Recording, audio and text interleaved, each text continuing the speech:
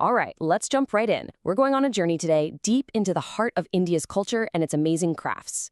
We're going to see how things that seem totally unrelated, like a 4,000-year-old art form, a simple poem about flying a kite, and the absolutely incredible story of an artist who embroiders with her feet, all come together.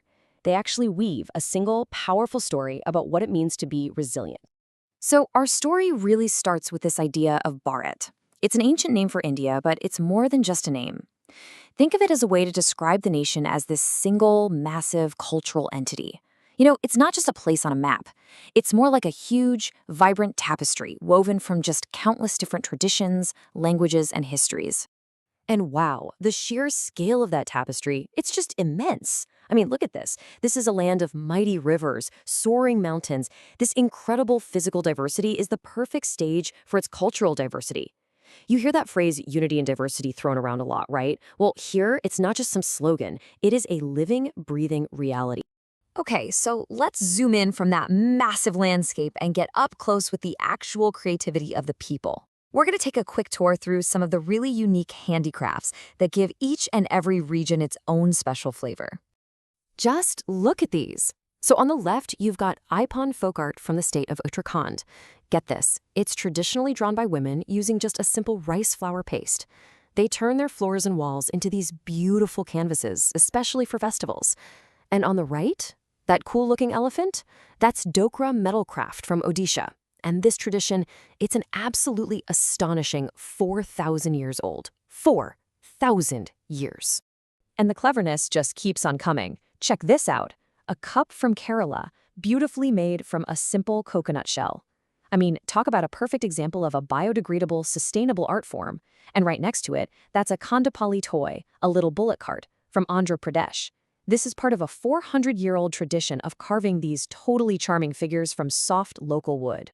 Okay, let's pause for a second and take a closer look at that ancient Dhokra process because it is fascinating. It's a really intricate technique called lost wax casting. So here's how it works. First, you make a figure out of clay. Then you cover it in wax, and that's where you carve in all the tiny details. After that, the whole thing gets covered in more clay and fired up. Now this is the cool part. The heat melts the wax, which runs out. That's why they call it lost wax. Then, molten brass is poured into the empty mold that the wax left behind. And for the grand finale, the outer clay is broken away, and what's left is the unique metal figure. The precision is just incredible, and it's been passed down for thousands of years. All right, so we've seen these amazing, tangible pieces of art. Let's shift gears a bit. We're going to move from what's made with hands to the world of the intangible. What's felt in the heart, that spirit of joy, dreams, and imagination. And the way we're going to get there is through a simple poem. The poem is called The Kites, and it just perfectly captures this sense of wonder. And really, it's not just about paper and string, right? It's a powerful metaphor for our hopes or aspirations, for that dream of seeing our world and maybe even ourselves from a totally different point of view. Just listen to these first few lines. You can almost feel that wind, can't you? And see those bright colors just dancing against the blue? It kind of transports you right away. And then comes this next part. And that is such a universal feeling. I mean, who hasn't looked up at a bird or a kite and just felt that pull, that wish to be free from gravity, to be light and just sail? It's the dream of total freedom.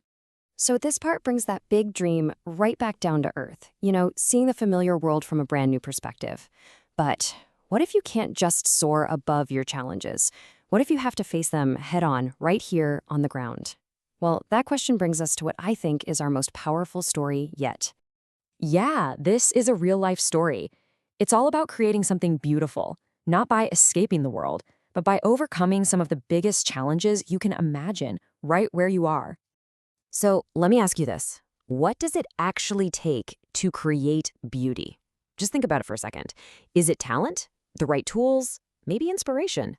Well, for the person we're about to meet, it took something so much more than all of that combined. This is Ailasha Siani. She was born in Gujarat into a farmer's family, and she was born with hands that she was unable to use. And yet, against all odds, she would become a master artisan, celebrated all over for her absolutely incredible skill. So how on earth did she do it? Well, her mother and grandmother were amazing embroiderers, skilled in this traditional art called kathiawar embroidery, and they just refused to let Ila's challenge define her. So they painstakingly taught her how to use her feet to do everything. And I mean everything from the nearly impossible task of threading a needle to mastering every single intricate stitch. And this is the result of all that determination. Just look at the detail in that peacock, the color, the vibrancy, the life in this piece. It's stunning.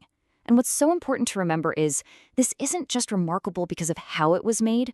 This is, by any standard you could possibly use, the work of a true master. It's just full of skill and soul. At first, her talent was just shared with family and friends, But then, word started to spread throughout her village. And eventually, it reached government officials who were so moved by her work that they put it in a state exhibition. From there, her fame just grew and grew until she was recognized on the national level, even earning the president's medal for her art and, of course, for her incredible willpower. Okay, so let's circle back to where we started. What is the connection between a 4,000-year-old piece of metal craft, a child's dream of flying a kite, and an artist who creates masterpieces with her feet? It's time to tie all these threads together. The common thread, it's this. Ila's story is the ultimate proof that no matter what you're facing, with focus, with hard work, and with positivity, any challenge can be turned into a source of profound strength and beauty. And that spirit, that resilience, that's the invisible thread running through all of Indian creativity. And this idea, this spirit of finding unity through creativity, it's actually being championed at a national level. It's been formalized into a program called Ek Bharat, Shreshtha Bharat, which basically translates to One India, Supreme India. And the whole goal of the program is to strengthen the bonds between people from all these different states and to celebrate that core concept we talked about earlier, unity in diversity. And here's the logo for the program. It's designed to visually represent that very idea. All these different elements and cultures coming together to form something stronger, something unified. It really is the perfect symbol for everything we've talked about today, from all those distinct regional arts to that universal human spirit that drives us to create. And that brings us to our final thought.